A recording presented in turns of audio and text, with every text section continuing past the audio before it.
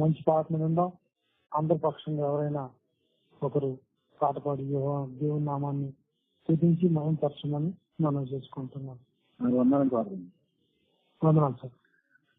చూడుము ఈ క్షణమే కల్వారిని, ప్రేమా ప్రభువు మీకై నిలచుండెను, గొప్ప రక్షణ నీవా శ్రీయేసుడు, సిలువలో వేలాడే పాపులకై మానవులెంతో చెడిపోయిరి, మరణించెదమని తలపోయక మానవులెంతో చెడిపోయిరి, మరణించెదమని తలపోయక ఎరుగరు మరణము మిక్కమని, నరకమున్నదని వారెరుగరు, ఎరుగరు మరణము మిక్కమని,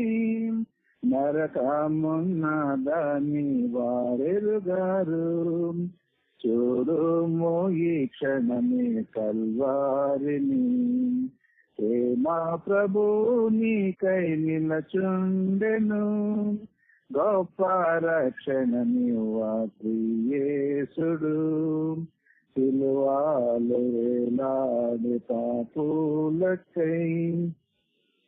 సిలువపై చూడుము ఆ ప్రియుని, ఆ ప్రేమకై నీవు ఏమిత్తువు, సిలువపై చూడుము ఆ ప్రియుని, ఆ ప్రేమకై నీవు ఏమిత్తువు, అర్పించుకో నీదు జీవితము, ఆయన కొరకై జీవించుము, అర్పించుకో నీదు జీవితము, ఆయన కొరకు జీవించుము.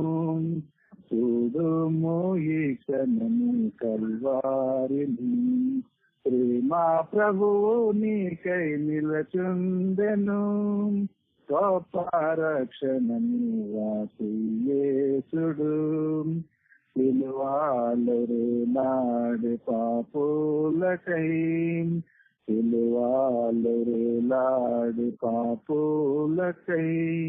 అందరికీ వందనండి. Thank you so much.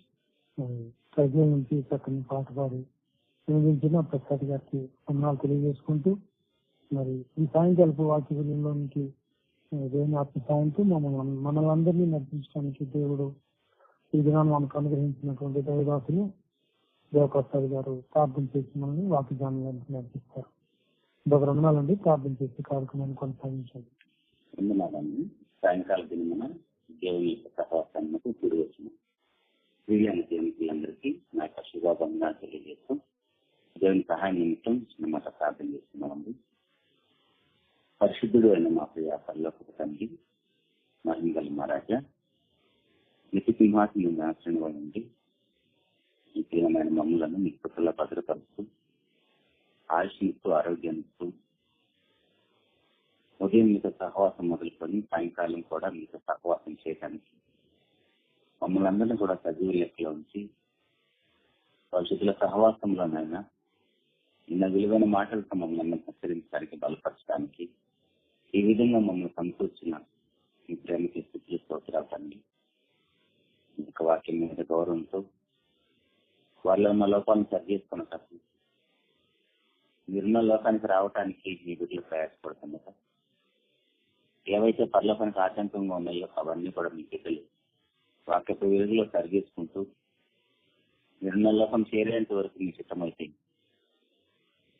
ఈ యొక్క శరీరంలో ఉంచుటకు కృపను అనుగ్రహించిన తండ్రి, అలుపులను అయోగ్యుడిన నేను మరొకసారి మీ పిల్లలతో మీ మాటలు పంచుకోబోతున్నదా నన్ను మరుగుపరిచి మా అందరితో మీరే మాట్లాడండి తండ్రి.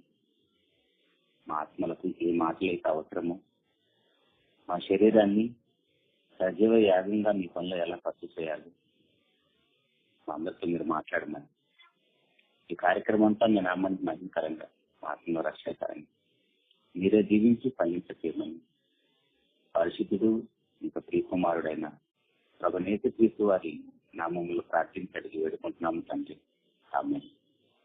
ప్రభునందు ప్రియమైన దేవుని వాళ్ళారా, దేవుని యొక్క మహాకృపను బట్టి మరోసారి ఈ విధంగా మీతో వాక్యాన్ని పంచుకోవడానికి దేవుడు నాకు ఇచ్చిన భాగ్యాన్ని బట్టి ముందుగా తండ్రి అయిన దేవుణ్ణి ప్రభువైన యేసుక్రీస్తు వారి పేరిట నాకు స్తుతులు ప్రోత్సాహాలు తెలియజేస్తున్నాను. మీ అందరూ కూడా మరోసారి నాకు ప్రత్యేకమైన వందనాలండి.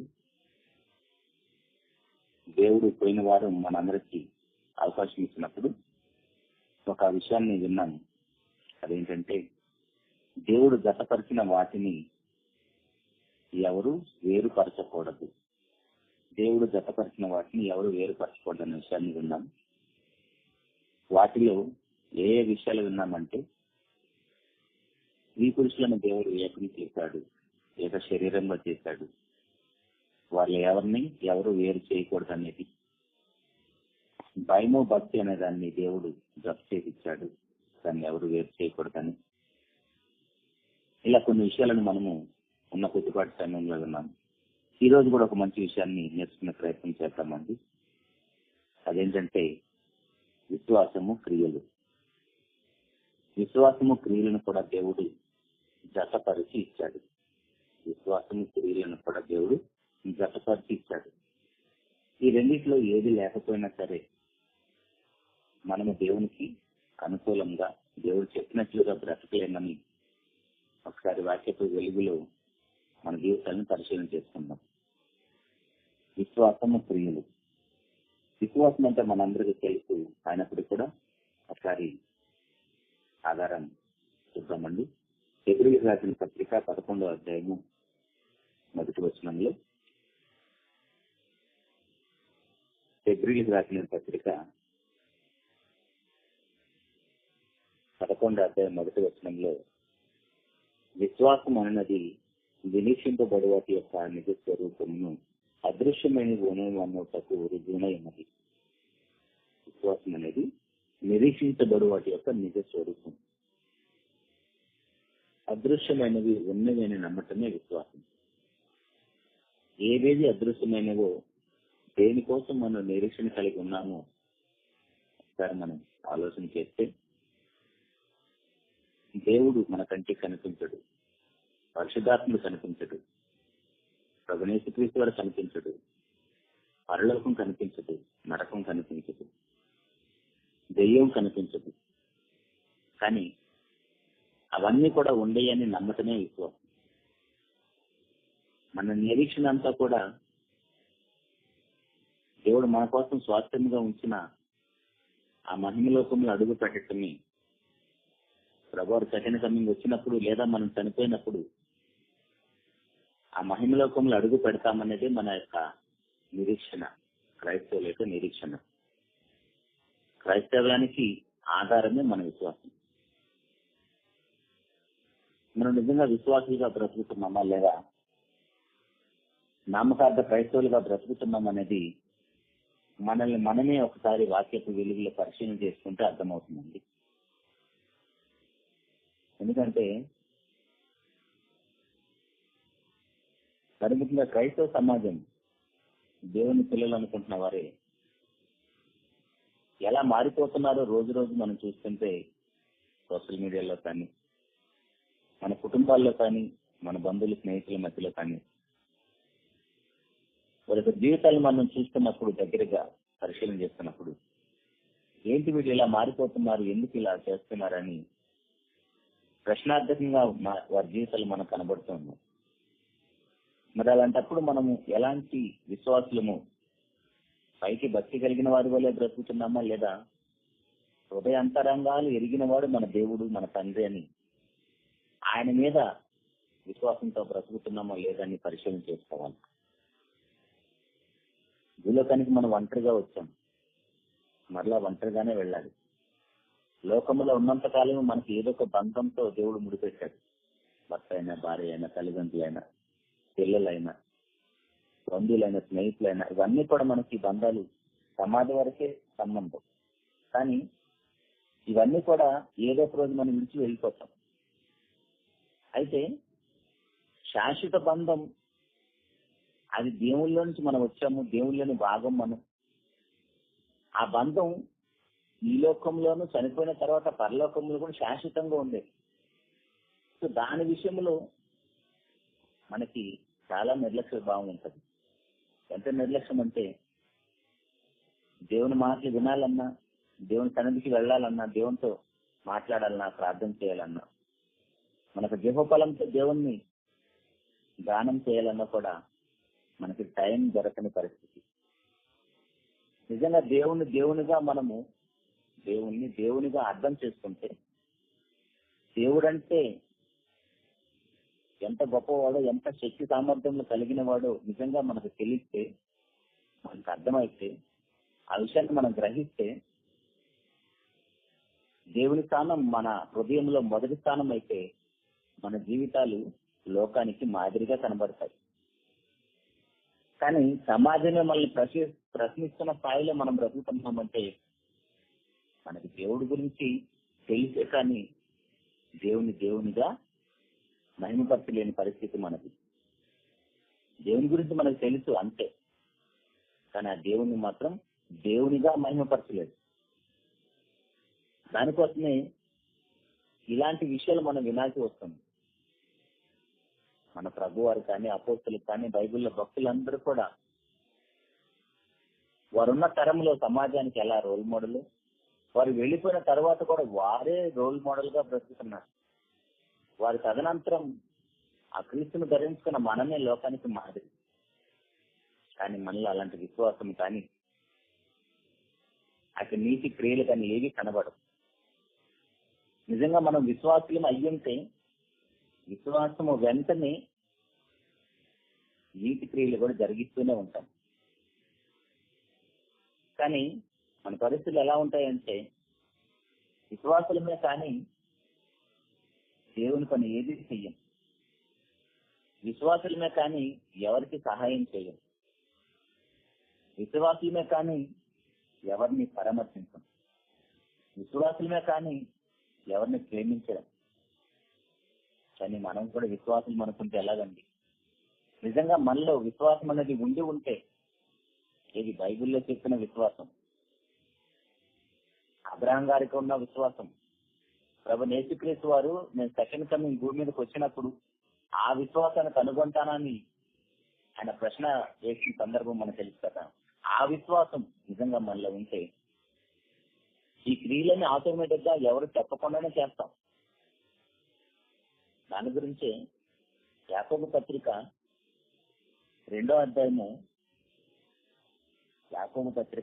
అధ్యాయము 14వ వచనం నుంచి 26వ వచనం వరకు ఒకసారి మనం చదివితే, యాకోబు పత్రిక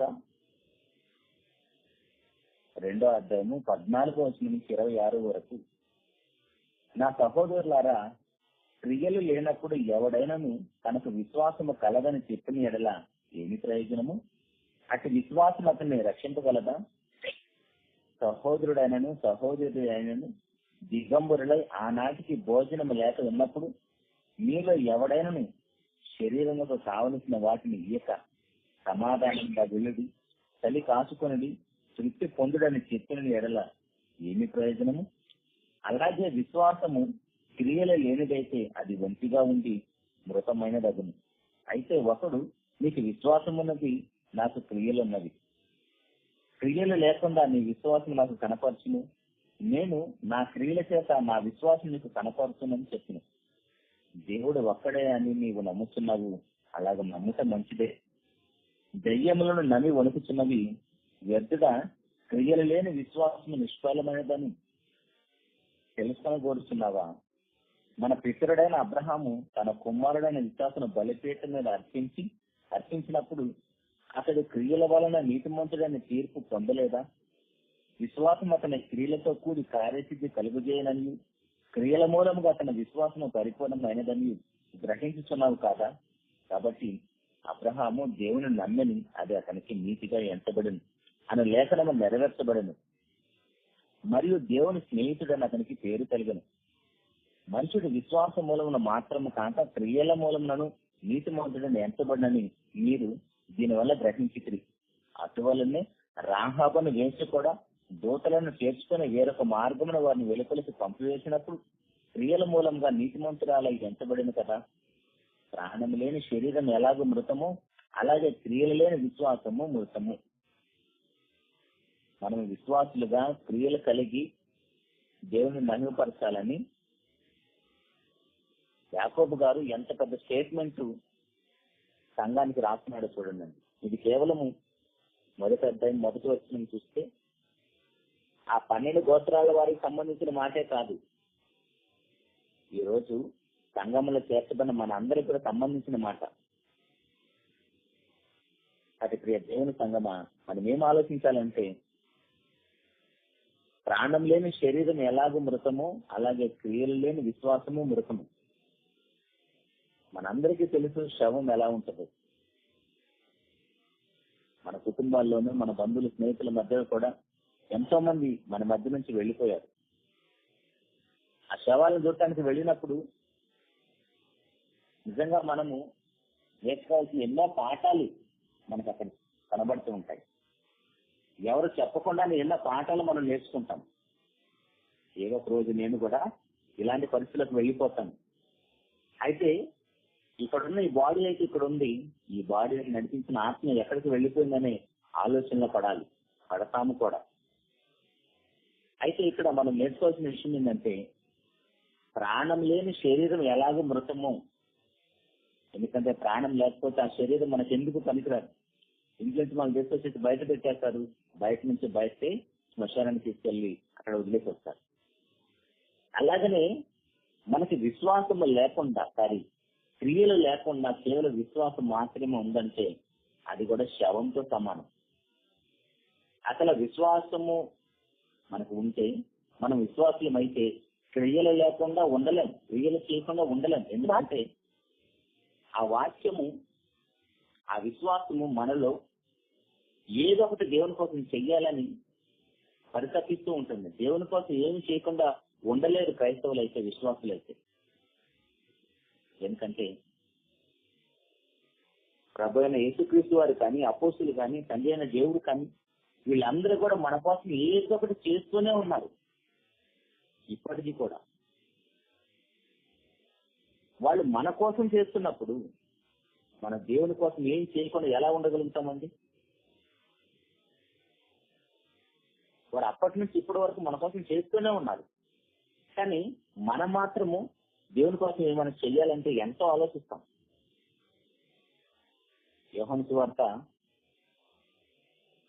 5వ అధ్యాయము 17వ వచనంలో అయితే యేసు నా తండ్రి ఇదివరకు పని చేయిస్తున్నాడు, నేనును చేయిస్తున్నానని వారికి ఉత్తరమిచ్చాను.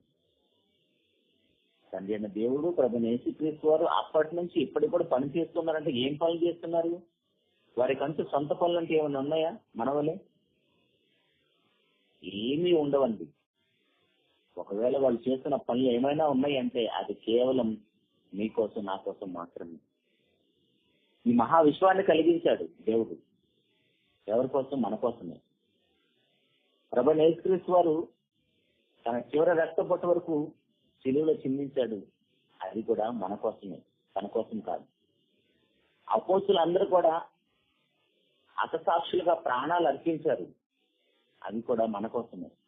ఎందుకంటే వారు అలా హతసాక్షులుగా సువార్తను ప్రకటించారు కాబట్టి, బైబిల్ రాశారు కాబట్టి ఈ రోజు మారుమూల గ్రామాల్లో ఉన్న మన దాకా బైబిల్ చేరవేయబడింది. అలా వారు ప్రాణాలు తెగించి సువార్తను ప్రకటించకపోయి ఉంటే ఆ ఇజ్రాయెల్ దేశంలోని వాక్యం సమాధి చేయబడి ఉండేది, మన దాకా వచ్చేది కాదు. అంటే ఆ క్రియలు ఎంత గొప్పగా కనబడుతున్నాయి చూడండి. అంటే విశ్వాసం ఉన్నవారు క్రియలు చేయకుండా ఉండలేరు. ఎందుకంటే విశ్వాసము క్రియలు లేకపోతే అది మృతమై ఉంటుందని ఆల్రెడీ ముందే తెలిసిపోతుంది. ఇప్పుడు మనలో ప్రాణం ఉంది కాబట్టి మనం అందరం బ్రతికున్నామండి. మనలో ప్రాణం ఉంది కాబట్టి మనం ఇంకా బ్రతికున్నాం. ఒకవేళ మనలో ప్రాణం లేకపోతే అది శవం. ఇప్పుడు మనలో క్రియలు లేవంటే అర్థం ఏంటి? మనలో క్రియలు లేవంటే మనం కూడా శవాలతో సమానమని అర్థం.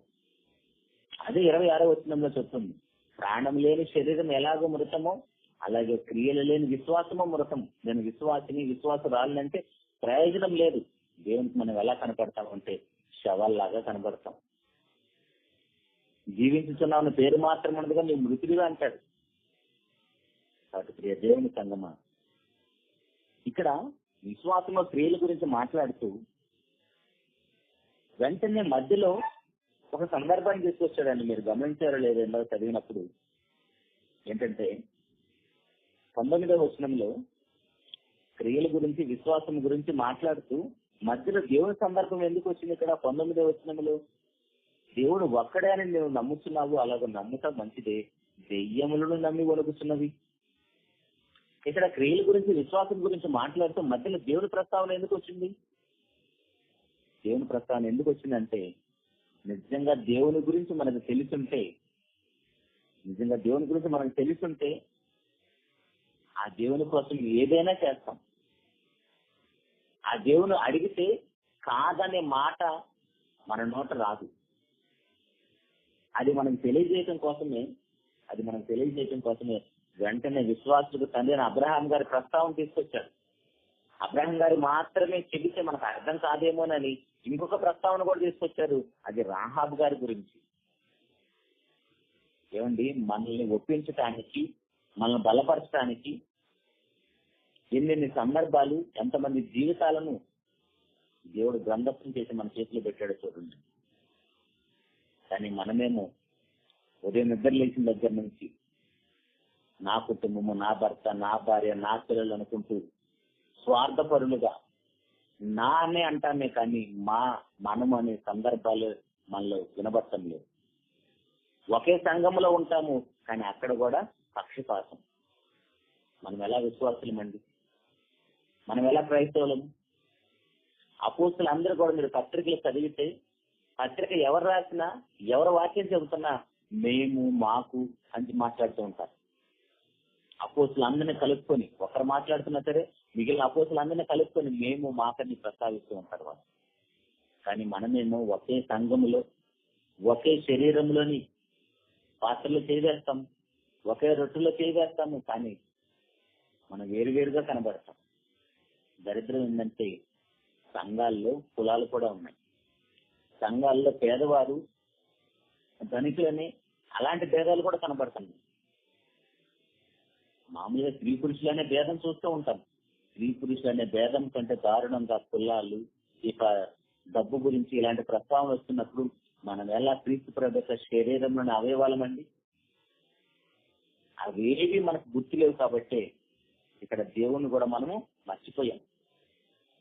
విశ్వాసం కలిగిన వారు ఎంత భయం భక్తి కలిగి ఉంటారో చెప్పటం కోసం వెంటనే అబ్రహాం గారిని తీసుకొచ్చి పెట్టాడు దేవుడు.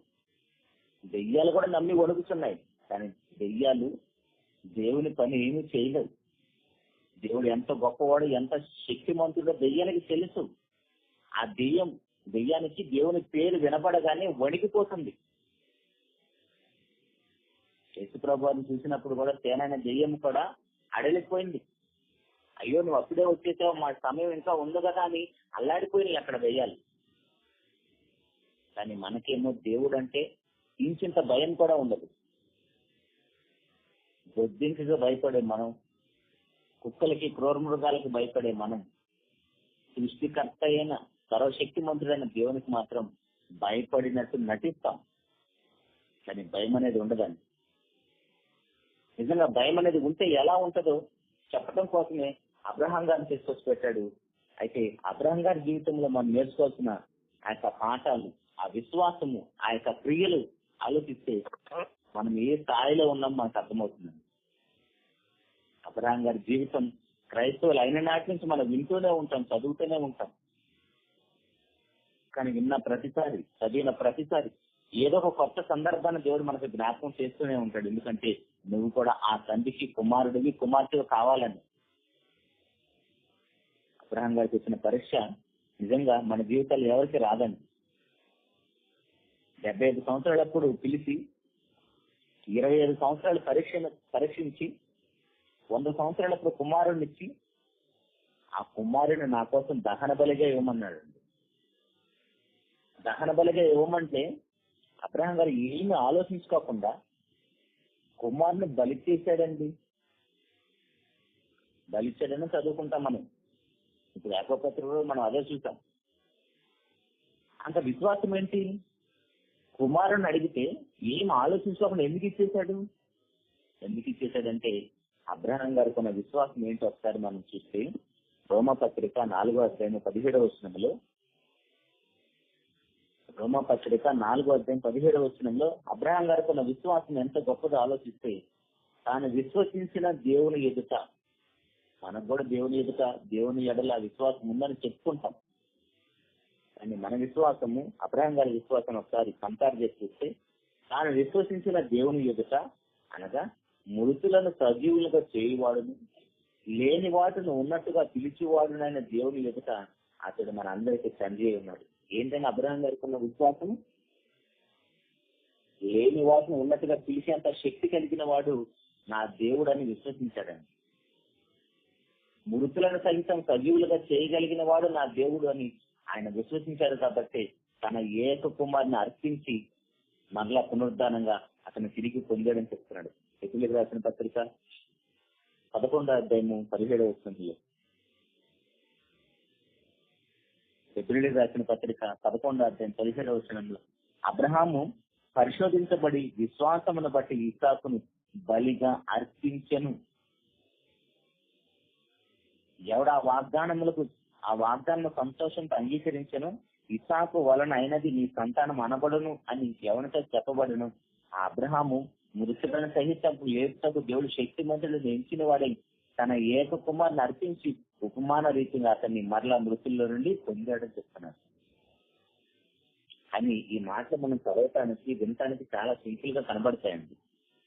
అక్కడ అబ్రహాం గారు కుమారుని తీసుకొని, ఇద్దరు పనివాదులను తీసుకొని ఆ మొరియా పర్వతానికి వెళుతున్నప్పుడు 3 రోజుల ప్రయాణం అండి. 3 రోజుల ప్రయాణంలో ఏకైక కుమారుడు ముసలి వయసులో 100 సంవత్సరాలు అప్పుడు పుట్టారు. 25 సంవత్సరాలు పరీక్షించబడిన తర్వాత కుమారుని ఇస్తే ఆ కుమారుని తీసుకొని ఆ 3 రోజుల ప్రయాణం వెళుతున్నప్పుడు ఆ తండ్రి కుమారుడు ఎన్ని విషయాలు మాట్లాడుతూ ఉంటారండి. ఆ కుమారుడు అడుగుతున్న ప్రతి ప్రశ్నకి తండ్రి సమాధానం చెప్తూనే ఉంటాడు కదా. మీరు ఎప్పుడైనా పిల్లల్ని రోడ్ల మీద కానీ స్కూళ్ళకి కానీ తీసుకొని వెళుతుంటే వాళ్ళ కంటికి కనబడుతున్న ప్రతి దాన్ని చూసి ఏదో ఒక ప్రశ్న అడుగుతూనే ఉంటారు. అలాగనే ఇస్సాకు గారు అబ్రహాం గారిని ఎన్ని ప్రశ్నలు అడుగుంటాడండి. ఆయన ప్రశ్నలు అడుగుతుంటే ఈయన సమాధానం చెప్తుంటే అబ్రహాం గారి హృదయంలో ఎంత వేదన ఉంటుంటుందని ఆలోచించండి. నాయన దహన బలికి కట్టెలు, నిప్పు, కత్తి అన్నీ ఉన్నాయి కానీ గొర్రెపిల్ల లేదని అడుగుతుంటే నువ్వే ఆ గొర్రెపిల్లవు నాయన అని ఆ తండ్రి ఎంత వేదన పడి ఉంటాడండి. దాని పైకి మాత్రం దేవుడే చూసుకుంటాడని చెప్పేశాడు. కానీ అబ్రహాం గారికి ఉన్న విశ్వాసాన్ని ఒకసారి మనకు చదివితే ఆదికాండము 22వ అధ్యాయము మొదటి నుంచి ఆ సంగతులు జరిగిన తర్వాత దేవుడు అబ్రహామును పరిశోధించను. ఎట్లనగా ఆయన అబ్రహామా నీ పిలవగా అతడు చిత్తం ప్రభు అని. అప్పుడు ఆయన నీకు ఒక్కడయ్యున్న నీ కుమారుని అనగా నీవు ప్రేమించి ఇస్సాకును తీసుకొని మోరియా దేశంలోకి వెళ్లి అక్కడ నేను నీతో చెప్పబోవు పర్వతములు ఒకదాని మీద దహన బలిగా అతను అర్పించమని చెప్పాను. తెల్లవారినప్పుడు అబ్రహాం లేచి తన గాడిదకు గంట కట్టి తన పనివారిలో ఇద్దరిని తన కుమారుడు ఇస్సాకును వెంట పెట్టుకుని దహన బలి కొరకు కట్టెలను చీల్చి లేచి దేవుడు తనతో చెప్పిన చోటుకి వెళ్ళాను. 3వ నాడు అబ్రహాము కనులెత్తి దూరం నుండి ఆ చోటును చూసి తన పనివారితో మీరు గాడిదతో ఇక్కడనే ఉండి నేను ఈ చిన్నవాడును అక్కడికి వెళ్లి దేవునికి మ్రొక్కి మరలా మీ యొద్దకు వచ్చేద్దామని చెప్పాను. వచ్చేదను అని చెప్పలేదండి, వచ్చేద్దామని చెప్పాను. అంటే తనతో పాటు తన కుమారుని కూడా కలుపుకొని చెప్తున్నాడు. 6వ వచనంలో దహన బలి కట్టెలను తీసుకొని తన కుమారుడు ఇస్సాకు మీద పెట్టి తన చేతితో నిప్పును కత్తిని పట్టుకొని పోయాను. వారిద్దరు కూడి వెళ్తుండగా ఇస్సాకు తన తండ్రి అబ్రహాముతో నా తండ్రి అని పిలిచాను. అందుకు అతడు ఏమి నా కుమారుడు అని. అప్పుడు అతడు నిప్పును కట్టెలను ఉన్నారు కానీ దహన బలికి గొర్రెపిల్ల ఏదని అడుగుగా అబ్రహాం నా కుమారుడా దేవుడు దహన బలికి గొర్రెపిల్లను చూసుకున్నాడని చెప్పాను. అలాగూ వారిద్దరు కూడి వెళ్లి దేవుడు అతనితో చెప్పిన చోటుకు వచ్చినప్పుడు అబ్రహాము అక్కడ బలిపీఠము కట్టి కట్టెలు చక్కగా పేర్చి తన కుమారుడు ఇస్సాకుని బంధించి ఆ పీఠము పైన కట్టెల మీద ఉంచను.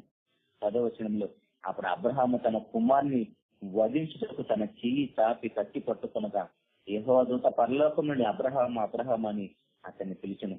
అందుకు అతడు చిత్తం ప్రభు అనను. అప్పుడు ఆయన ఆ చిన్నవాని మీద చెయ్యి వేయకము, అతను ఏమీ చేయకము, నీకు ఒక్కడై ఉన్నా నీ కుమారుడు నా వెనుక తీయలేడు గనుక నీవు దేవునికి భయపడేవాడు అని ఇందువలన నాకు కనబడుతున్నదని చెప్పాను. ప్రియ దేవుని సంగమా, ఇక్కడ అబ్రహాం గారు దేవునికి భయపడుతున్నాడని దేన్ని బట్టి చెప్తున్నాడండి? తన ఏక కుమారుణ్ణి తనకు బలి ఇవ్వటానికి కూడా వెనకాడలేదు. దేవదూత ఒక క్షణం లేట్ అయితే అబ్రహాం అని పిలవకపోతే అక్కడ చూడండి, అలాంటి సిచ్యువేషన్ లో కూడా పీక్ టైంలో కూడా తన చెవులన్నీ కూడా తన హృదయం అంతా కూడా దేవుని వైపే ఉంది. మొత్తం సిద్ధం చేసిన తర్వాత కుమారుని బంధించి ఆ కట్టెల మీద పేర్చి దహన బలి అంటే చంపి కాల్చి బూడిద చేయాలండి. అలా కుమారుని కడుతున్నప్పుడు, కుమారుణ్ణి బంధిస్తున్నప్పుడు ఆ తండ్రి ఎంత బాధపడిపోయి ఉంటాడని, ఎంత వేదన పడిపోయి ఉంటాడు. ఈ కుమారుని కోసమే కదా 25 సంవత్సరాలు నేను పరీక్షించబడ్డాను, ఈ కుమారుని కోసమే కదా నేను ఇన్ని సంవత్సరాలు వెయిట్ చేశానని ఎంత వేదన పడి ఉంటాడు. అది పిల్లలు లేని వారికి తెలుస్తాడు ఆ బాధ. పిల్లలు లేక ఎన్నో సంవత్సరాలు వెయిట్ చేసిన తర్వాత అప్పుడు ఒక బిడ్డ పుడితే ఆ బిడ్డను ఎలా చూసుకుంటారో మనకు తెలుసు, సమాజంలో మనం చూస్తూ ఉంటాం. అట్లాంటిది ఆ బిడ్డని బంధించి దహన బలిగా దేవునికి అర్పించడం అంటే చిన్న మాటలు కాదు. అయినా సరే అబ్రహాం గారికి ఉన్న విశ్వాసం ఏంటంటే, నా కుమారుడు చనిపోయినా మరలా తిరిగి బ్రతుకుతాడు, మేమిద్దరం కలిసి మరలా కిందకు వస్తాము అని అక్కడ పనివారితో కూడా చెప్తున్నాడు. మేము దేవునికి మొక్కి మరలా మీ ఎద్దకు వచ్చేదమని కిందన వారితో ప్రామిస్ చేస్తే వెళ్ళిపోయారు అబ్రహాం గారు. ఇక్కడ అబ్రహాం గారు ఇసాక్ గారిని తీసుకొని బలి ఇవ్వడానికి వెళ్ళేటప్పుడు మరి శారమ్మ గారు ఎక్కడున్నారో తెలియదు, కానీ ఆ ప్రస్తావన మనకు కనబడటం లేదు. కానీ నిజంగా తల్లి బిడ్డను బలి ఇవ్వడానికి తీసుకుని వెళ్తున్నానంటే తల్లి ఒప్పుకుంటుందండి? అది కూడా దేవుడి పేరు చెప్పి అబ్రహాం గారు తీసుకుని వెళ్తున్నప్పుడు, దేవుడు ఆల్రెడీ వాగ్దానం చేసిన కుమారుడు నువ్వు వెళ్ళి బలిస్తావు ఏంటని శారమ్మ గారు అడ్డుపడి ఉంటది ఖచ్చితంగా. కానీ అక్కడ శారమ్మ గారి ప్రస్తావనే కనపడటం లేదు. ఎక్కడ ఆమె దేవుని పనికి అడ్డుపడుతూ అనుకున్నారో ఏమో తెలియదు, కానీ ఆమెతో చెప్పడో లేదో తెలియదు, కానీ కుమారుని మాత్రం తీసుకుని వెళ్ళి ఆ యొక్క పర్వతం మీద బలిచ్చేశాడు. కానీ చివరి క్షణంలో దేవదూత ఒకసారి పిలవచ్చు కదండి, ఎందుకు అబ్రహామును 2 సార్లు పిలిచింది అంటే దేవదూత కూడా ఆతృతతో పిలిచేసిన అబ్రహాం గారిని ఎక్కడ కుమారుని చంపేస్తాడేమో అంటే దేవుడి మీద ఉన్న విశ్వాసం చూడండి. అందుకే ఆయన మనందరికీ విశ్వాసులు తండ్రి అయ్యారు. పాత నిబంధనలను కొత్త నిబంధనలను ఆరిన నేల మీద మనుషులందరికీ కూడా ఆయన తండ్రి, విశ్వాసులు తండ్రి. నువ్వు నిజంగా విశ్వాసం అయితే అబ్రహాం గారు దేవునికి ఎలా భయపడ్డాడంటండి? తన ఏక కుమారుని, ఆ ఏక కుమారుడు ఎలాంటి వాడు? నువ్వు ప్రేమించు నీ ఏక కుమారుడు. మనం కూడా బిడ్డలను ప్రేమిస్తామండి, కానీ ఆ బిడ్డలు మాత్రం భయభక్తుల్లో పెంచలేం. కానీ ఆ బిడ్డలు మనకి మన మాట కూడా ఎంతో గట్టిగా మాట్లాడితే ఆ బిడ్డలకి ఎక్కడ నొప్పి తగిలిద్దానేమని ఆ బిడ్డలు మనము చాలా అల్లారముద్దుగా పెంచుతున్నాం అనుకుంటూ అపవాదికి ఆయుధాలుగా తయారు చేస్తూ ఉంటాం. బిడ్డల్ని ఎంత కష్టపెడితే, ఎంత ఇబ్బంది పెడితే వారు భవిష్యత్తులో అంత గొప్పగా బ్రతుకుతారండి. ఇక్కడ అబ్రహాం గారు ఇసాకును బంధించి కట్టెల మీద ఆయన్ని వండుకోబెట్టినప్పుడు ఇసాక్ గారు ఎదిరించుంటాడండి, తెలుగులాడుంటాడా తండ్రితోటి? ముసలివాడండి, 100 సంవత్సరాల వయసు కలిగిన వాడు. ఇసాక్ గారికి ఇవన్నీ తెలుస్తుంది, దహన బలికి ఏమేమి కావాలో అన్ని తెలుస్తున్నప్పుడు, కట్టెల మూట మోయగలిగిన బలం ఉన్నప్పుడు, కట్టెల మూట ఎవరి మీద పెట్టాడు? ఇసాక్ గారి మీదే పెట్టాడు. కట్టెల మూట మోయగలిగిన కుమారుడు ముసలివాడని అబ్రహాం గారితో ఫైట్ చేసి అలా బంధించకుండా ఉండటానికి అవకాశం ఉంది. కానీ తండ్రికి కుమారుడు ఎలా లోబడ్డాడో చూడండి. తండ్రికి కుమారుడు ఎలా లోపడ్డాడో చూడండి. మారు మాట మాట్లాడాడో లేదో తెలియదు. ఏంటి నాయన నన్ను కడుతున్నా, ఓహో మనసులో అనుకుని ఉంటాడు. దేవుడే గొర్రెపిల్లని చూసుకుంటాను అనుకున్నాడు కదా, ఆ గొర్రెపిల్ల నేనేనేమోనని ఇసాకు గారికి అర్థమైపోయింది. అందుకే మారు మాట మాట్లాడినట్టు మనకు కనబడటం లేదు అక్కడ. ఎంత గొప్ప తండ్రి, ఎంత గొప్ప కుమారుడు అండి, ఆలోచించండి. అందుకే ఆయన నేను అబ్రహాము, ఇస్సాకు, యాకోబుల దేవుని అనిపించడానికి నేను సిగ్గుపడనని చెప్తున్నాను. ప్రతి తరంలోనూ వారి ముగ్గురు ప్రస్తావన తీసుకొస్తూ ఉంటాడండి దేవుడు, ఎక్కడ చదివినా కూడా. మనం అంటే దేవుడు అంటే ఎంత భయమో చూడండి. తన ఏక కుమారుని అర్పించి దానిని బట్టి అబ్రహాం గారు దేవునికి భయపడుతున్నాడని అర్థమవుతుంది. ఇప్పుడు ఆలోచిద్దామండి మన యొక్క వ్యక్తిగత జీవితాలు. మనకు నిజంగా దేవుడు అంటే భయం ఉందా? అబ్రహాం గారి జీవితంతో పోల్చుకొని ఆలోచిస్తే మనకు నిజంగా దేవుడు అంటే భయం ఉందంటే 100% లేదనే చెప్పాలి. ఒకవేళ ఉందని దేన్ని బట్టి చెప్తాం? ఇదిగో నాకు దీనిని బట్టి దేవుడు అంటే భయం ఉందని చెప్తాం. దేన్ని బట్టి? బ్యాడ్ హ్యాబిట్స్ లేవా? బ్యాడ్ హ్యాబిట్స్ లేకపోతే మీకు ఆరోగ్యంగా ఉంటుంది. నేను బ్యాడ్ హ్యాబిట్స్ వదిలేసానండి దేవుని కోసం నేను చెప్తున్నావు అనుకోండి, బ్యాడ్ హ్యాబిట్స్ లేకపోతే నువ్వు కొంచెం ఆరోగ్యంగా బ్రతుకుతావు. దేవుడికి ఆయుష్కాలం వరకు భూమి మీద బ్రతుకుతాం. దానివల్ల దేవుడికి ఏంటి ప్రయోజనం? దేనిని బట్టి నువ్వు దేవునికి భయపడుతున్నావు అని చెప్పగలం మనం. కానీ ఇసాకు గారు అయితే తన ఏక కుమారుని దేవునికి అర్పించి, అలా అర్పించటం వలన దేవునికి భయపడుతున్నాడని దేవుడే సాక్ష్యం ఇచ్చాడు. మరి మనకు దేన్ని బట్టి దేవుడు అంటే భయం ఉందో ఒకసారి మనకు వ్యక్తిగత జీవితాలు మనకు మనమే పరిశీలన చేసుకోవాలి. అది వేరే వాళ్ళు ఎవరైనా చెప్పారనుకోండి, నీకు నిజంగా దేవుడు అంటే అసలు భయం లేదు, భక్తి లేదని మనం మాట్లాడమనుకోండి, చాలా కోపం వచ్చేస్తుంది. అదే మనకు మనమే వాక్యపు వెలుగులో మన జీవితాలను పరిశీలన చేసుకుంటే మనం ఏమాత్రం దేవునికి భయపడుతున్నామో మనకు అర్థమవుతుంది. అందుకే అక్కడ విశ్వాసము క్రియల గురించి మాట్లాడుతూ మధ్యలో దేవుని ప్రస్తావన ఎందుకు తీసుకొచ్చాడు యాకోబు గారు? ఇదిగో దెయ్యాలు కూడా దేవుడు ఒక్కడే నమ్ముతున్నవి, అలాగే నమ్ముతూ మంచిదే. దెయ్యములు నమ్మి వణుకుతున్నాయి. దెయ్యాలే దేవుణ్ణి నమ్మాయి, దేవుడు అంటే వణికిపోతున్నాయి. మరి మన పరిస్థితి ఏంటండి? అసలు దేవుని పేరు వినగానే గజ్జున వణికిపోయే పరిస్థితి మనకుందా? దేవుని మాటలు వినబడుతున్నప్పుడు ఆ వణుకు వస్తుందా మనకి? అదేమీ లేదండి మన జీవితాల్లో. కానీ మనము కూడా క్రైస్తవుల నుంచి చెప్పుకుని బ్రతికిస్తూ ఉంటాం. తర్వాత ఇంకొక ప్రస్తావన కూడా తీసుకొచ్చాడు దేవుడు. అదేంటంటే రాహాబు గారండి. 24వ వచనంలో 25వ వచనంలో అటువలే రాహాబు అనే వేశ్య కూడా, యాకోబు పత్రిక 2వ అధ్యాయం 25వ వచనంలో, అటువలే రాహాబు అనే వేశ్య కూడా దూతలను చేర్చుకొని వేరొక మార్గమున వారిని వెలుపలికి పంపివేసినప్పుడు క్రియల మూలంగా నీతిమంతురాలని ఎంచబడిన కదా. రాహాబు గారు క్రియల మూలంగా నీతిమంతురాలని ఎంచబడింది. ఎన్ని గొప్ప క్రియలు చేసి ఉంటుందండి, ఆలోచించండి. ఎన్ని గొప్ప గొప్ప క్రియలు చేసింది. కేవలం యోగుల వారిని దాచిపెట్టి వారిని వేరొక మార్గాన్ని పంపివేసింది. యెషయా గ్రంథం 2వ అధ్యాయము, యెషయా గ్రంథం 2వ అధ్యాయము 10వ వచనం నుంచి మనం చూస్తే ఆమె చేసిన పెద్ద పని కనబట్టలేదు మనకి. కానీ ఆమెకి దేవుడు అంటే ఉన్న విశ్వాసము, దేవుడు అంటే ఉన్న భయం చూడండి.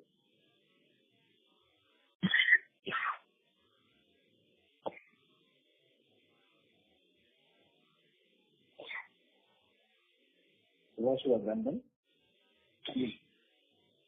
2వ అధ్యాయం 10వ వచనంలో, మీరు ఐగుప్తు దేశంలో నుండి వచ్చినప్పుడు మీ ఎదుట యెహోవా ఎర్ర సముద్రమును నీరుని ఎలాగూ ఆరిపోజేసను, యొర్దాను తీరమునున్న అమోరీయుల 2 రాజులైన సీహోకును ఓగుకును వీరేమి చేసిరో అనగా మీరు వారిని ఎలాగో నిర్మూలన చేసిరో ఆ సంగతిని ఏమి వింటి చూడలేదా?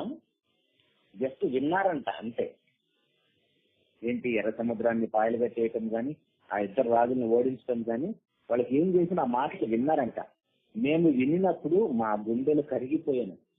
ఏమండి, ఆ మాటలు వింటేనే, దేవుని గురించి తెలుసుకుంటేనే వాళ్ళ గుండెలు కరిగిపోయినాయి అంటండి. అక్కడ దెయ్యమేమో నమ్మి వణుకుతున్నది. అబ్రహాం గారేమో తన ఏక కుమారుని నడిపించి దేవుడు అంటే భయం అని చాటుకున్నాడు. ఇక్కడ రాహాబు గారికి ఏమో ఆ మాటలు విన్నప్పుడు వారి గుండెలు కరిగిపోయినాయి అంటండి. మనము కూడా వయసు వచ్చినప్పటి నుంచి క్రైస్తవ కుటుంబాల పుట్టి పెరిగిన వారి గురించి మాట్లాడితే ఎన్ని సందర్భాలు విని ఉంటాము, ఎన్నిసార్లు బైబిల్ చదివి ఉంటాము. ఏ రోజైనా మనకి దేవుడు అనే మాట వినపడగానే మన గుండెలు కరిగిపోయినాయండి. దెయ్యమూలే దేవుని మాట వినబడ్డప్పుడు భయము వణుకొచ్చిందండి. నిర్భయంగా బతికేస్తామండి. దేవుడు అంటే ఏదో మన అన్నో తమ్ముడు లేదా మన తండ్రి అన్నట్టుగా లెక్క లేకుండా ఉంటాం. మనం ఎలా విశ్వాసులమండి, మనం ఎలా క్రైస్తవులు అనబడతాం.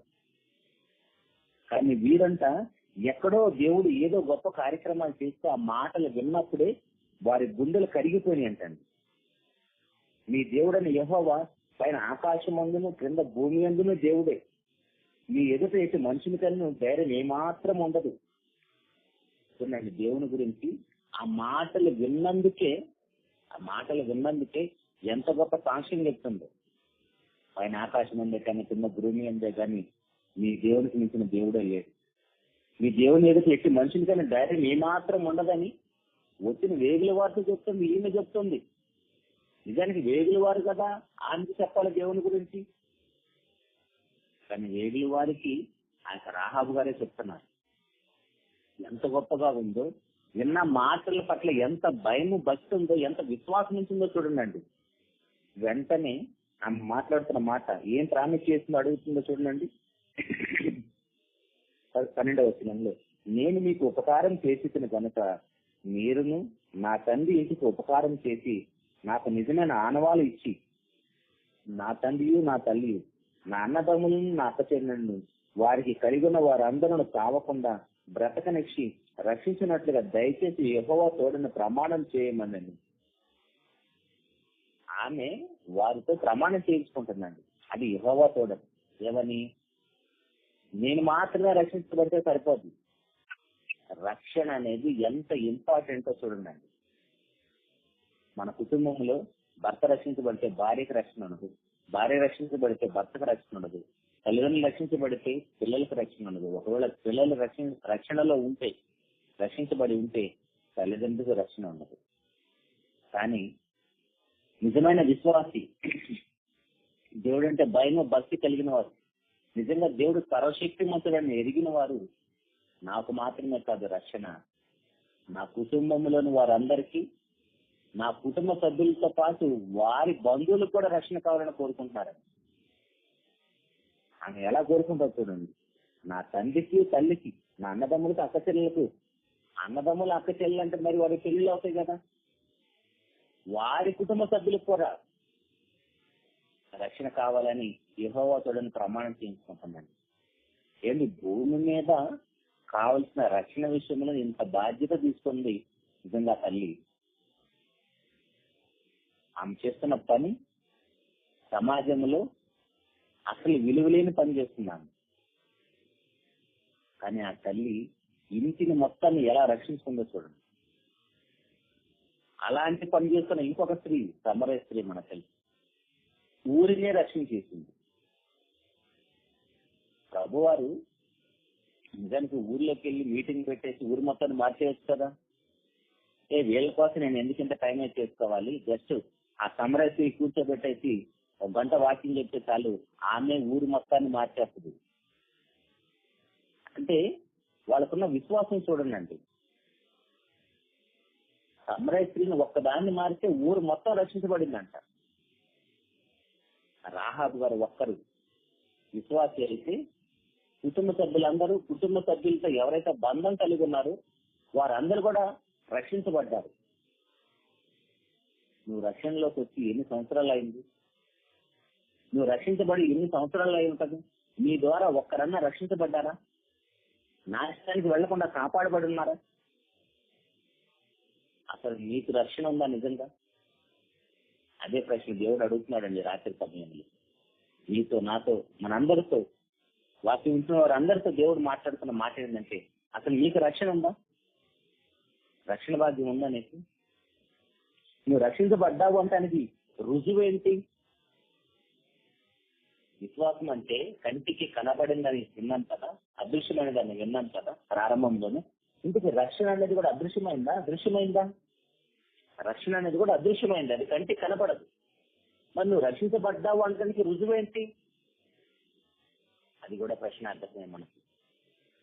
మరి దేవుని సంగమా, మనం రక్షించబడ్డామో లేదో మనకే డౌట్ అయినప్పుడు మన కుటుంబాన్ని ఎలా రక్షించుకుంటాం?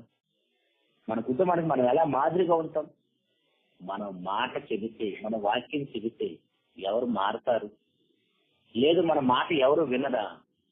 మన బ్రతికి ఒక పాఠంగా ఉండాలని కొరింథీ సంఘానికి అపోస్తలుడైన పౌలు గారు చెప్పిన మాట మన జ్ఞాపకమే కదా. మీరే ఒక పత్రిక అయి ఉన్నారు. బైబిల్లో కొత్త నిబంధనలు ఎన్ని పత్రికలు ఉన్నాయో ఆ పత్రికలో ఉన్న సారాంశం అంతా కూడా మన జీవితాల్లో కనబడితే మనమే బైబిల్ అంటారు. మనల్ని చూసి ఒక్కరైనా మారేటట్టుగా మన జీవితాలు ఉన్నాయండి? ఇదిగో నేను పలానా సహోదరుని చూసి, ఇదిగో పలానా సహోదరుని చూసి నేను మారి సంఘములు అడుగు పెట్టాను, నా పాపపు జీవితాన్ని మార్చుకున్నాను, నేను రక్షణలో అడుగు పెట్టానని ఒక్కరు చెప్పగలరండి? ఎన్ని సంవత్సరాలు అయి ఉంటుంది మనం రక్షణ తీసుకొని, రక్షణలో అడుగు పెట్టి బాప్తిసం పొంది? ఎందుకంటే బాప్తిసం విషయంలో కూడా చాలా మందికి అనుమానాలేనండి. నిజంగా మనం రక్షించబడి ఉంటే మన ఎందుకు పరిశుద్ధాత్ముడు వస్తాడు. అప్పుడు మనం ఒంటరి వారం కాదండి, మనల్ని పరిశుద్ధాత్మని నడిపిస్తాడు అన్ని విషయాల్లో. ఎక్కడ పాపంలో పడిపోము. దేవుని పని అంటే పరుగున వెళ్ళి చేస్తాం. మన పనులే చేసుకోం. మనం గుర్తుపెట్టుకోండి, మనము మన పనులే చేసుకుంటూ ఉన్నామంటే మనము విశ్వాసులము కాదు. అందరూ తమ సొంత కార్యాన్ని చూసుకొనిస్తున్నారు కానీ యేసుక్రీస్తు కార్యం ఎవరో చూడటం లేదని వాక్యం మనకు తెలుసు కదా. నిజంగా మన విశ్వాసం అయితే మనలో పరిశుద్ధాత్ముడు ఉంటాడు. పరిశుద్ధాత్ముడు మనలో ఉంటే మన పనులతో పాటు దేవుని పనులు కూడా చేస్తూ ఉంటాడు. రోమపత్రిక 8వ అధ్యాయము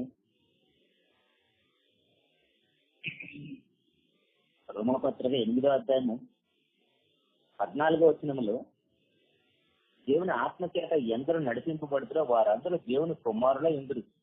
ఏలయనగా మరలా భయపడటకు మీరు దాస్యాత్మ ఆత్మను పొందలేదు గాని దత్తపుత్ర ఆత్మను పొందితిరి. ఆ ఆత్మ కలిగిన వారమే మనము అబ్బా తండ్రి అని మొరపెట్టుచున్నాము. మనము దేవుని పిల్లలమని ఆ ఆత్మ తానే మన ఆత్మతో కూడా సాక్ష్యం ఇస్తున్నాడు.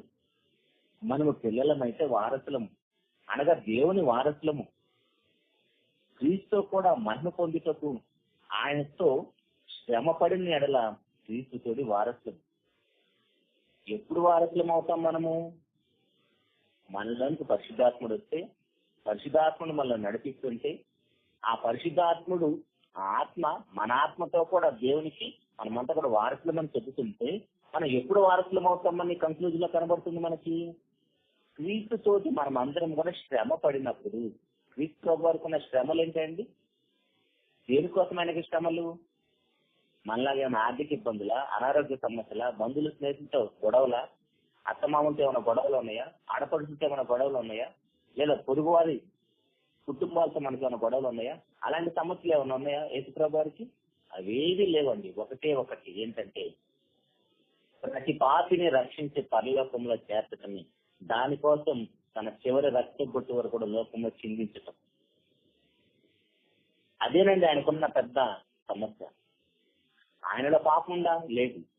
మరి ఎందుకు ప్రభువుకి ఇన్ని శ్రమలు, ఇన్ని అవమానాలు, ఇన్ని కొరడా దెబ్బలు, ఇన్ని ఉమ్మువేతల ముఖాలు? అవన్నీ కూడా కేవలం నా కోసమే అని ఎవరైతే హృదయపూర్వకంగా విశ్వసిస్తారో మరలా పాపం చేయరు, మనుషుల్ని ప్రేమిస్తారు. ఇప్పుడు యేసుప్రభు వారు నిజంగా అంతగా తగ్గించుకొని నీకు రక్షణ ఇవ్వకపోతే నిన్ను ప్రేమించాడంటానికి రుజువేంటి? నిన్ను ప్రేమించాడంటానికి రుజువేంటంటే నీకోసం ప్రాణం పెట్టాడు. యేసుప్రభు మనల్ని ఎలా ప్రేమించాడంటే నీకోసం ప్రాణం పెట్టాడు. మొదటి యోహాను పత్రిక 3:16 ఉంటది. ఆయన మన నిమిత్తం ప్రాణం పెట్టిన కనుక ఇందువల్ల దీనిలో ప్రేమ ఉందని గ్రహించాం. మనం కూడా సహోదరు నిమిత్తం ప్రాణం పెట్ట బద్దులమై ఉన్నాం. నిజంగా నువ్వు విశ్వాసురాలివైతే మన ఎదుట ఉన్నవారు, మనం కాకుండా మన సహోదరులు ఎవరైతే ఉన్నారో వారి కోసం కూడా మనం ప్రాణం పెట్ట బతులు అంటే ఖచ్చితంగా ప్రాణం పెట్టి తీరాలి. అది విశ్వాసము క్రియలతో కూడినది. ఇప్పుడు మన విశ్వాసము క్రియలతో కూడినది అయితే మనం ప్రాణం పెట్టే స్థాయికి వెళ్ళాలంటే మన ఎదుట ఉన్నవారు ఒక మాట అంటేనే మనం పడలేం. యేసుప్రభు వారికి అయితే మొక్కను ఉమ్మేసి గుడిగుద్దులు గుద్దితే నేను ఎవరు గుద్దారో ప్రవచించమని అడిగారు. కానీ అన్ని అవమానాలు ఎందుకు భరించాడంటే, ఇదిగో నాయన నువ్వంటే నాకు ఎంత ప్రేమ, ఇదిగో తల్లి నువ్వంటే నాకు ఎంత ఇష్టం. వాళ్ళు కొట్టిన తిట్టిన మొఖాన్ని ఉమ్మేసిన అది నాకు పెద్ద సమస్య కాదు. నాకున్న పెద్ద సమస్య ఏంటంటే నువ్వు చనిపోతే నరకానికి వెళ్ళిపోతావు, అదే నాకు పెద్ద సమస్య. ఆ సమస్య నుంచి నేను కాపాడాలంటే ఇవన్నీ నాకు చాలా చిన్నది అనుకున్నాడు ప్రభువారండి. కానీ ఆ క్రీస్తును ధరించుకున్న మనము ఆ సుగుణం ఒక్కటన్నా ఉందండి మనలో. ఆత్మఫలాలు మనకు తెలుసు కదా, గలతీ పత్రిక 5:22 మొట్టమొదటి ఫలం ఏంటిది? ప్రేమ. నిజంగా మనం క్రీస్తును ధరించుకొని ఉంటే ఆ ప్రేమ మనలో ఉంటే మనం కూడా సహోదరుల నిమిత్తం ప్రాణం పెట్టే స్థాయి లేకపోయినా కనీసం ప్రేమిస్తాం, వాళ్ళ నాశనానికి వెళ్లకుండా కాపాడతాం. మన జీవితాన్ని ఒక పత్రిక లాగా, మన జీవితం వారికి ఒక పాఠం లాగా చూపిస్తాం. వాక్యం చేసిన మనుషులు మారండి, మన జీవితాన్ని చూసి మారాలి. మన క్రియలు, మన మాట, మనం చేస్తున్న ఆత్మ సంబంధమైన క్రియలు చూసి వారు మారాలి. ప్రతిసారి వాక్యం చేసిన మనుషులు మారరు. అంటే ప్రియ దేవుని సంగమా, మన విశ్వాసము, మన క్రియలు ఏ స్థాయిలో ఉన్నాయో ఒకసారి మనం మన వ్యక్తిగత జీవితాలను పరిశీలన చేసుకోవాలి. అలాంటి పరిస్థితి మనకు లేనప్పుడు మన రక్షణ విషయంలో కూడా మనము వెనుకబడిపోయే ప్రమాదం ఉంది. మన రక్షణ మనం చేయాల్సిన ప్రమాదం ఉంది. మన సొంత రక్షణ భయంతో ఉడుక కాపాడుకోవాలి. ఫిలిప్పీ పత్రికలో చెప్తాడు పౌలు గారు మనకు తెలుసు. నిజంగా మన సొంత రక్షణ మనం కాపాడుకోవాలి. ఇంకా యోధా పత్రికలోనైతే అగ్నిలో నుండి లాగినట్టు కొందరిని రక్షించాలంటే, అగ్నిలో నుండి లాగాలంటే అగ్నిలోకి మనం వెళ్ళామనుకున్న ఒక మంట ఉంది, ఒక ఇల్లు తగలబడిపోతుంది, దాంట్లో మనుషులు ఉన్నారు, వాళ్ళని మనం కాపాడాలి. వాళ్ళని కాపాడటానికి మనం వెళ్తున్నప్పుడు ఆ మంట మనకు కూడా తగులుతుంది కదా, ఆ మంట మనల్ని కూడా కాల్ చేస్తుంది కదా. అప్పుడు మనం ఏం చేయాలి? ఆ మంట మనల్ని ఎలా ప్రొటెక్ట్ చేస్తుందో, ఆ మంట నుంచి మనం ఎలా కాపాడబడతాం, అవన్నీ ధరించుకొని వెళ్ళి అప్పుడు వాళ్ళని కాపాడాలి. ఇప్పుడు మనం కూడా ఆ మంటలోకి వెళ్ళిపోయి వారితో కూడా మనం కూడా కాలిపోయాం అనుకోండి, మనం ఎలా రక్షిస్తాం వాళ్ళని? మనం పాపపు లోకంలో ఉన్నాము, ఆ పాపాన్ని మనం అంటించుకోకుండా పాపంలో ఉన్నవారిని కాపాడాలి. అది అగ్నిలో నుండి లాగటం అంటే. ఇప్పుడు మన రక్షణ విషయంలోనే మనకి ప్రశ్నార్థమైనప్పుడు వేరే వాళ్ళని రక్షించబడమని, బాప్టిజం తీసుకోమని, సంఘంలో చేర్చమని ఎలా అడుగుతాము? అది దేవుని సంఘమా, ఆ ప్రేమ అనేది మనకు ఉండాలండి. ఆ ప్రేమ అనేది మనకు లేనప్పుడు మనం ఏ క్రియలు కూడా చేయలేము. మాట తీసుకుని ముగించుకున్నామండి. కొరింథీయులకు రాసిన మొదటి పత్రిక, ఆ ప్రేమ ఎలాంటిది ఒకసారి చూస్తే, కొరింథీయులకు రాసిన మొదటి పత్రిక 13:2 ఇక్కడ అపోస్తలుడైన పౌలు గారు బాగా వాక్యం తెలిసిన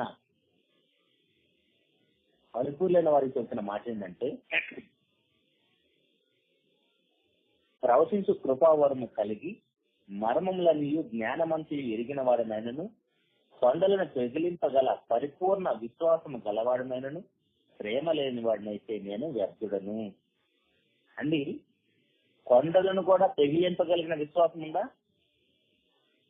మార్క్స్ వార్త 11:23 చూస్తే, మీ మనసులో ఎలాంటి సందేహం లేకుండా ఈ కొండ ఎత్తబడి సముద్రంలో పడాలి అనే విశ్వాసం నీకుంటే, ఆ మాటను పలికితే కొండ వెళ్ళి సముద్రంలో పడిపోతుందంట. అదే విశ్వాసం గురించి చెప్తాడు ఇక్కడ పౌలు గారు. ఏమంటున్నాడంటే, కొండలను సైతం పెగిలింపగల విశ్వాసం నాకున్నా కూడా నాకు ప్రేమ లేకపోతే నేను వ్యక్తిని అంటున్నాడు. ఇంకా అంటున్న క్యారెక్టర్ ఏంటంట, ప్రవచించు కృపావరము కలిగి మర్మములన్నీ జ్ఞానమంతా ఎరిగిన వాడు నాయనను, కొండలను పెగిలింపగల పరిపూర్ణ విశ్వాసము గలవాడు నాయనను, ప్రేమ లేని వాడినైతే నేను వ్యర్థుడని అంటున్నాడు. అంటే ప్రేమ అంటే ఏంటి అసలు? ఇందాక మనం విన్నట్లుగా ఒక పాపిని రక్షించి పరలోకానికి చేర్చుకున్న నిజమైన ప్రేమ. ఇప్పుడు నిజమైన ప్రేమ అదైనప్పుడు దానికంటే ముందుగా మనం ఏం చేయాలి? కనీసం మానవత్వం అనేది కూడా మనకు ఉండాలి. యాకోబు పత్రిక 2వ అధ్యాయం 14వ వచనంలో మనం చూసినప్పుడు, యాకోబు పత్రిక 2వ అధ్యాయం 14వ వచనంలో మనం ప్రాణం పెట్టే స్థాయికి, ఒక పాపను పరలోకానికి తీర్చి స్థాయికి వెళ్ళాలంటే ముందుగా మనం చేయాల్సిన చిన్న చిన్న పనులు ఉన్నాయి.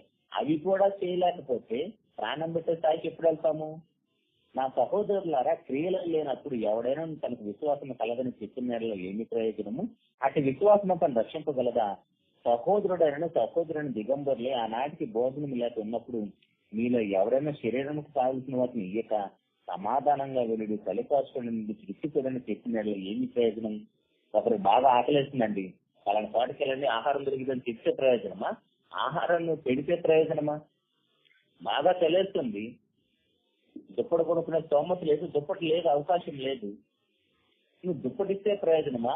ఇంత తెలియసిన కదా దుప్పటి కప్పుకోవచ్చు కదా అని చెప్తే ప్రయోజనమా? మన పరిస్థితి ఎలా ఉందంటే, క్రైస్తవ సమాజం సంఘాలలో పరిస్థితి ఎలా ఉందంటే, విరివిగా వాక్యం దొరుకుతుంది. బైబిల్ కొనుక్కోడానికి మనకి పెద్ద కష్టం ఏమి లేదు. 1000 రూపాయలు పెడితే మనకి బైబిల్ వస్తుంది. కొంతమంది బైబిల్ కూడా ఫ్రీగా పంచుతారు. సో బైబిల్ చదవటము, మనకు తెలిసినవి పాటించకపోయినా అవతల వాళ్ళకి చెప్పటం ఫ్యాషన్ అయిపోయింది. ఆ బైబిల్ ముద్రించడానికి, ఆ బైబిల్ వాక్యాలు రాయటానికి వాళ్ళు ప్రాణాలు పణంగా పెడితేనే బైబిల్ ముద్రించబడింది, ఆ బైబిల్ రాయబడింది మనకు తెలుసు. ఎంత నిర్లక్ష్య స్వభావం మనకి బైబిల్ అంటే. ఎందుకంటే ఆ బైబిల్ మాటలు చదివి నేర్చుకొని చెప్పడం చాలా ఈజీ అండి. కానీ ఏ మాటలైతే చెబుతున్నామో ఆ మాటల ప్రకారం బ్రతకటం చాలా కష్టం. బ్రతకలేనప్పుడు మనము ఒక మాట కూడా మాట్లాడటానికి హక్కు లేదు. బైబిల్ బోధించడానికి మనకు హక్కు లేదండి. అదే విషయాన్ని సామెతల గ్రంథంలో 19వ అధ్యాయము, సామెతల గ్రంథం 19వ అధ్యాయము 27వ వచనంలో ఒక మంచి మాట మాట్లాడుతున్నాడు. ఒకసారి చూద్దాం. నా కుమారుడ, తెలివి పుట్టించే మాటలు నీవు మేరగోరితివా, ఉపదేశము వినుట ఇక మానుకొనుము. ఉపదేశం వినుట మానుకోమని చెప్తున్నాడు ఏంటండి? ఎందుకంటే అదే దేవుడు కీర్తన గ్రంథం 1వ వచనంలో ఏం చెప్పాడు? కీర్తన గ్రంథం 1వ అధ్యాయం 1వ వచనంలో ఏం చెప్తున్నాడు? 2వ వచనంలో, యెహోవా ధర్మశాస్త్రమును ఆనందించు, దివారాత్రము దాన్ని ధ్యానించేవాడు ధన్యుడు. యెహోవా ధర్మశాస్త్రం దివారాత్రము దాన్ని ధ్యానించేవాడు ధన్యుడు అని చెబుతూనే ఒక పక్కన, ఇంకో పక్క ఏం చెప్తున్నాడు? నా కుమారుడా, ఉపదేశం వినుట ఇక మానుకో. ఎందుకు?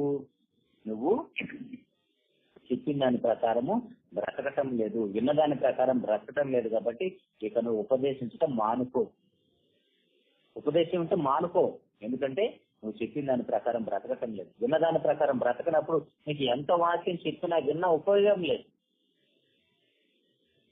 దివారాత్రి ధ్యానించేవాడు ధనుడని చెప్పిన దేవుడే ఉపదేశించడం మానుకో నాయన. నువ్వు విన్నా చెప్పినా నువ్వు ఎప్పుడు చనిపోయిన నరకానికి వెళ్ళిపోతావు, కాబట్టి అది మానేసేమని చెప్తున్నాడండి దేవుడు. ఎంత విసిగిపోయి ఉంటాడండి, ఆలోచించండి. కాబట్టి దేవుని సంగమా, మనకు విశ్వాసము మన క్రియలను ఖచ్చితంగా పరిశీలన చేసుకుంటూ రెండు ఈక్వల్ గా ఉన్నాయా లేదని ఒకసారి పరిశీలన చేసుకోవాలి.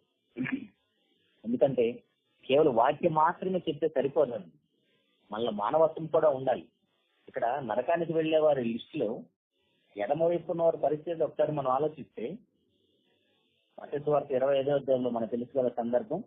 కుడివైపు ఉన్న వారిని, ఎడమవైపు ఉన్న వారిని మాట్లాడుతూ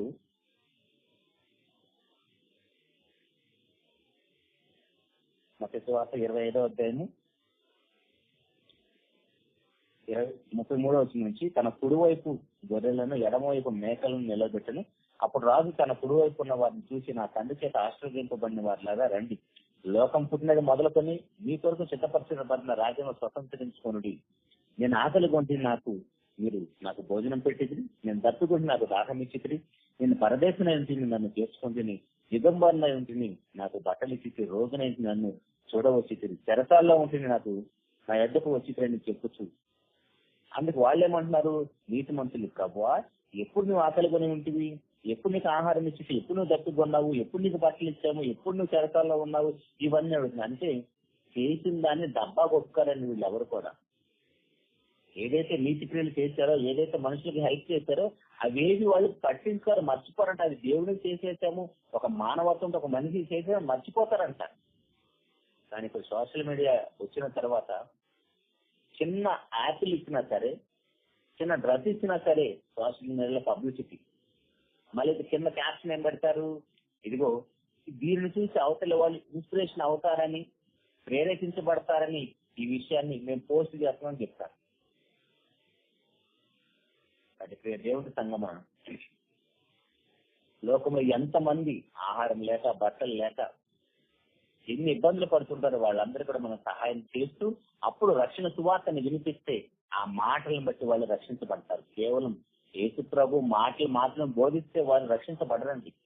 మిషనరీలు అందరూ కూడా ఎలా సేవ చేశారు ఒకసారి మనం వెనక్కి వెళ్ళి ఆలోచిస్తే, మిషనరీలు అందరూ కూడా శరీర సంబంధమైన అవసరాలన్నీ తీర్చి అప్పుడు రక్షణ సువార్త ఆత్మ సంబంధమైన అవసరాన్ని తీర్చారండి. ఈ శరీర సంబంధమైన అవసరాలు ఏమీ తీర్చకుండా ఇప్పుడు సంఘములో ఒక మనిషి ఆకలితోనో ఎన్నో ఇబ్బందులు పడుతూ రోగంతో ఉన్నాడు. నువ్వు ఎంత వాక్యం చెప్పినా ఆ శరీరం ఇబ్బంది పెడుతున్నప్పుడు ఆ వాక్యం వాళ్ళ హృదయాలు ఎలా నాటబడుతుందండి. కాబట్టి సంఘములో ఉన్న వారు అందరి గురించి కూడా మనకు తెలిసి ఉండాలి. ఎవరు ఎలాంటి ఇబ్బందుల్లో ఉన్నారు, ఎవరు ఎలాంటి సమస్యలో ఉన్నారు, ఎలాంటి కష్టాల్లో ఉన్నారు, వారిని ఆదరించాలి సంఘం అంతా కలిసి. సంఘం అంటే మన ఇల్లు అండి. సంఘం అంటే దేవుని ఇల్లు. ఆ ఇంట్లో మనమంతా కూడా సభ్యులు. ఇప్పుడు మన కుటుంబంలో ఒక వ్యక్తికి ఒక సమస్య, అనారోగ్య సమస్య, ఆర్థిక సమస్య వచ్చింది, ఆదుకుంటామా లేదా వదిలేస్తామా నీ చిత్తలను పడరాని? ఆ దేవుని ఇంట్లో కూడా మనం అందరం కూడా సభ్యులం అయి ఉంటే, క్రీస్తు ప్రభు యొక్క శరీరం అవయవాలం అయి ఉంటే ఆ నొప్పి, ఆ బాధ మనకు కూడా తగులుతుంది. ఇప్పుడు ఆ నొప్పి, ఆ బాధ మనకు తగలటం లేదంటే అర్థం ఏంటి? క్రీస్తు ప్రభు యొక్క శరీరంలో అవయవాన్ని కాదు అని అర్థం. నిజంగా ప్రభు యొక్క శరీరంలో అవయవాన్ని అయితే ప్రభు వల్ల చేస్తున్నాం, బాప్తిసం పొందామంటే ప్రభు శరీరంలో అవయవాలం మనం అందరం కూడా. ఇప్పుడు శరీరంలో అవయవానికి ఒక అవయవానికి బాధ వస్తే, నొప్పి వస్తే శరీరం అంతా బాధపడుతుంది కదా. మరి సంఘంలో ఇంతమంది ఇబ్బందులు పడుతుంటే మనం పట్టించుకోవట్లేదంటే అర్థం ఏంటి? అర్థం ఏంటంటే మనము క్రీస్తు ప్రభు యొక్క శరీరంలో అవయవాన్ని కాదని మన యొక్క క్రియలే చెబుతున్నాయి. అది ప్రియ దేవుని సంగమా, విశ్వాసము క్రియలు ఎంత ప్రాముఖ్యమైనవో. క్రియలు లేకుండా ఒకవేళ మన విశ్వాసులు మనం చెబితే అది మృతమని వాక్యం ఎంత ఖచ్చితంగా చెబుతుందో. ఆల్రెడీ బైబిల్లో కొంతమంది భక్తుల జీవితాలను మనం పరిశీలన చేస్తాము. ఇకనైనా మనం మనోన్నతులు వెలిగించబడిన వారమే కేవలం నోటి మాటతో వాక్యాన్ని బోధించేవారుగా కాకుండా క్రియలతోటి విశ్వాసం కలిగి అనేక మందికి మాదిరికరమైన జీవితాన్ని జీవిస్తూ వీలైనంత వరకు, వీలు కాకపోయినా సరే కొరింథీ సంఘం అంట వారి స్థాయికి మించి దాతృత్వం కలగటం వల్ల అది కూడా దేవునికి ఒక కృపని చెప్పారు.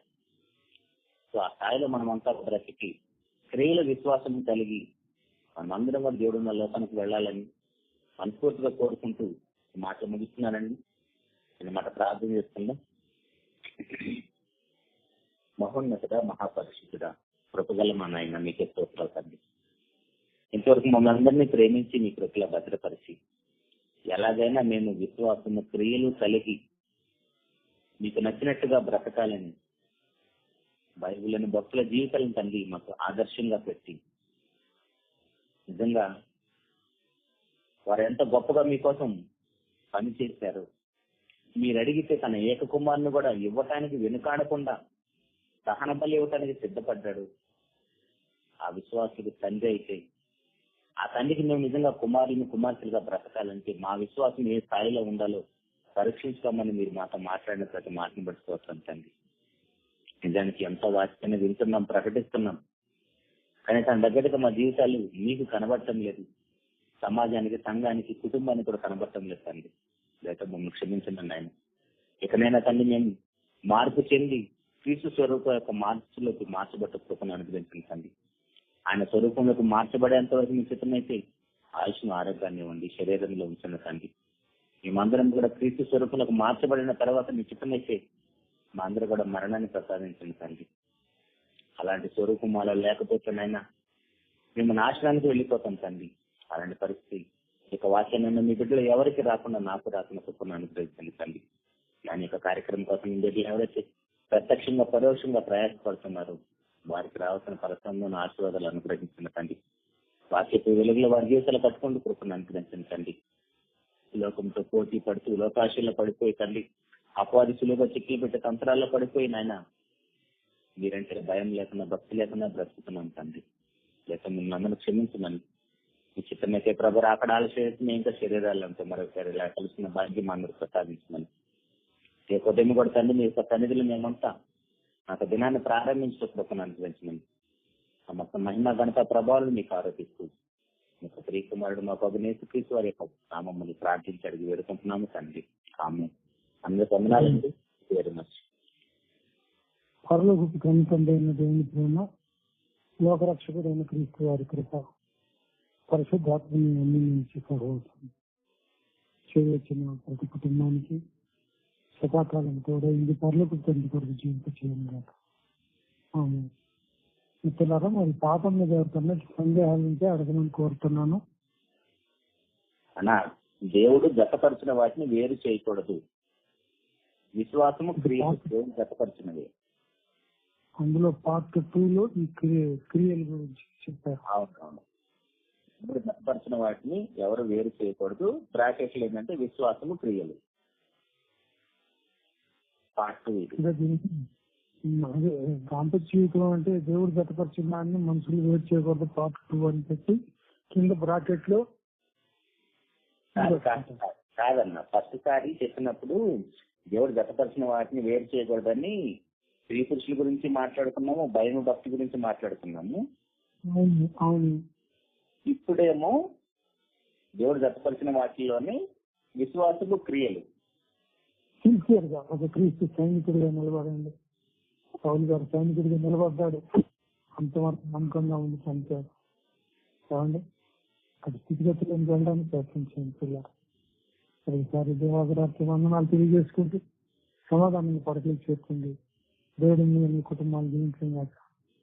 చిన్న బిడ్డలు చదవాల్సింది అపోస్తుల ప్రారంభం నుంచి చివరి దాకా ప్రారంభిద్దాం. ఎందుకంటే అటు నుంచి ఆది కాండం నుంచి వర్ధపాఠ్యభాగంగా బైబిల్ని చదువుకుంటూ వస్తున్నారు. సాంత్రిక గ్రంథంలో ఉంది ఇప్పుడు చదువుతా. అంచేత పాత నిబంధన వాళ్ళు చదువుతుంటే చిన్న బిడ్డలు ఏం చేస్తారంటే అపోస్తుల గ్రంథం నుంచి మొదలేసుకుని చివరి వరకు చదువుకుంటూ పోతాను ప్రయత్నించేది. మీకు అసలు తిరిగికొల్పండి. నేను సాంత్రిక గ్రంథము మరి వర్ధపాఠ్యభాగంగా చదివిస్తాను. చదువుతుంది కాబట్టి దీనికి ఆ తరఫు మీ పిల్లలు నేను చదువుతుందంటే మా పిల్లల్ని మౌనంగా ఉంటే చూడండి. కనెక్షన్స్ ఇస్తున్నారు, వాక్యం చదువుతున్నారు, అవసరమైతే ప్రార్థన చేస్తున్నారు, వాక్యం చదువుతున్నారు. చూడండి వాళ్ళు కూడా పనులు పాలు భాగస్తులుగా చేస్తూనే ఉన్నాను. అందుకని నేను మీకు కూడా చెప్తున్నానండి. అంటే వాళ్ళకి భక్తి పరులు చదవలేదు, కానీ మీరు కూడా నేర్చుకోండి. మీరు కూడా మీ బిడ్డలకి తిరిగికొల్పండి. మీ తరంలో మీరు వాక్యం ఉంటున్నారు. మీ బిడ్డలు ఎక్కడో వాక్యం మరి వినకుండా ఎక్కడో ఆడుకున్నా వెంటనే అలా కాకుండా తీసుకొచ్చిన వాక్యం చదివించి వాక్యాన్ని మరి వాళ్ళకు కూడా వాక్యానికి ఆన్లైన్కి చక్కగా వాక్యం చదివేటటువంటి వాళ్ళకి చేస్తే అది మీకు చేస్తే మీకు ఆశీర్వాదం వస్తుంది. మీరు రెఫరెన్స్ తీసి బిడ్డకి చదవమని రేపు అపోస్తుల కార్యంగానే మొదటి నుంచి 5 వచనాలు చదవాల్సి ఉంటుంది. ప్లీజ్ సిద్ధం చేసుకోండి. బిడ్డలను నిద్రలోకి కూర్చోబెట్టి చేసుకోండి. అది మీకు ఆశీర్వాదం. గుర్తుపెట్టుకోండి. సెలవు తీసుకున్నాం. సమాధానాన్ని పడకలు చేరుకోండి. దేవుడు మిమ్మల్ని మీ కుటుంబాన్ని జీవించిన ఆమె మరి స్తోత్రంలో అందరికీ వందనాలు. వాక్యం సోదరులు కూడా వందనాలు.